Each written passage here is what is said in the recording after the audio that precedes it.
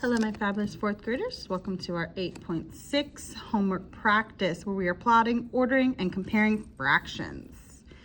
All right, so for numbers 1 through 3, we're going to plot each number on the number line. So here we have 1 1/2, 1/3, and 14/6. Now, the important thing is to look at your number line and see.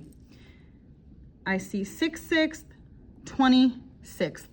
So this number line is by sixths. Now, 14/6 should be pretty easy to find on your number line. You can just count until you get to 14. But for 1 1/2 and 1/3, you are going to need to change these fractions into sixths to find where they belong on this number line, okay? Then for numbers 4 through 6, you can use the number line above to compare the numbers. You're writing less than, equal to, or greater than in each circle. Now, if you don't want to use the number line, you can also use cross multiplication. Just be cautious here because I see mixed numbers, okay? You need to change this mixed number into an improper fraction. In case you don't remember how to do that, I'll help you with this 1 1/2 first. So, to make it an improper fraction, we need to first keep our denominator the same. It's still going to be halves.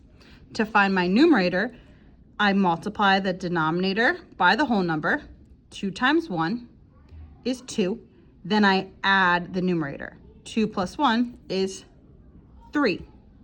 Okay? Then you can cross multiply and figure out which one is greater than or less than. Do that same method here for this mixed number. Turn it into an improper fraction before you cross multiply.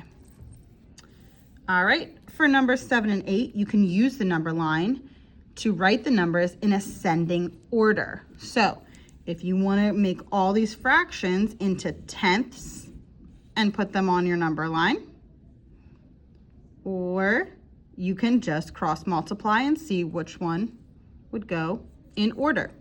Now, you also can make all of these fractions have the same denominator, okay? If they all have the same denominator, it's going to be a lot easier to compare them by the numerator. All right, for example, I see 100, 10, and 5. If I look here, 100 is my biggest number. Is 100 a multiple of 10? Hopefully you said yes. Is 100 a multiple of 5? Again, yes. So I can make all of these fractions into 100ths, okay? I'm going to keep 80 100ths, but then I'm going to change 3/10 into a fraction, an equivalent fraction of 100th. Same with 2/5. I'm going to change it into a fraction that has a denominator of 100ths that is equivalent to 2/5. Then you'll be able to compare just the numerators and put them in order. You could do that for both of them. All right, on the back, Paula lives 1 9/10 miles from school. Nate lives 1 3/4 miles from school. Christian lives 11/8 miles from school. Who lives closest to school? So when you're comparing these, I see an improper fraction and mixed numbers. So you need to create either all improper fractions or all mixed numbers to help you compare them. Now it's asking us who lives closest. So if you're the person that lives closest to school, would you have further to travel or less to travel? So once you make these all improper fractions or all mixed numbers, then you can compare them, put them in order from least to greatest, and then you're going to pick who lives closest to school, who has the smallest amount of distance to get to school. Alicia listens to a podcast for 2/3 hour. She reads for half an hour. Then she cleans her room for 5/6 of an hour. Which activity did she spend the most time doing? So once again here, we have 3 fractions that we're going to be comparing, okay? Now, they don't all have the same denominator.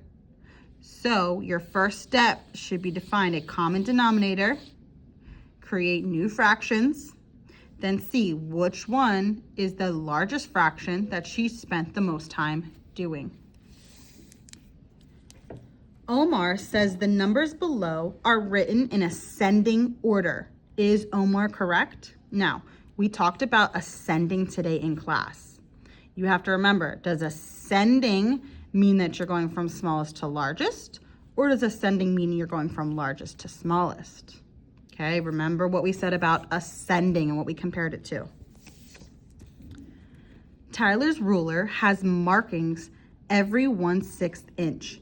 How can he use the ruler to draw a line that is close to 2/5 of an inch long?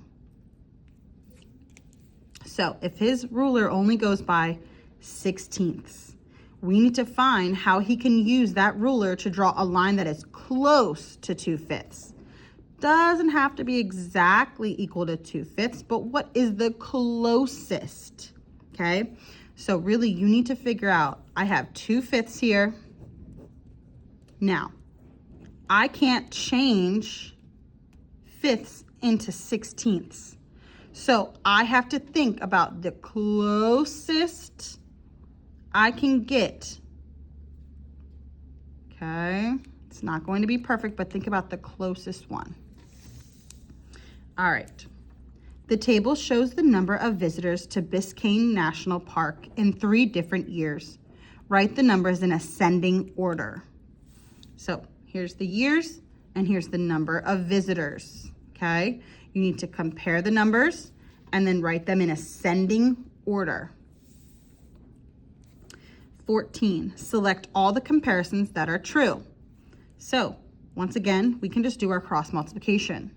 Now, I do see a mixed number here, so make sure that you are changing it to an improper fraction before you cross multiply. Which numbers are written in ascending order? So for this one, we need to figure out if this is correct, okay? So you could check with cross multiplication, okay? See what you get. Is this correct?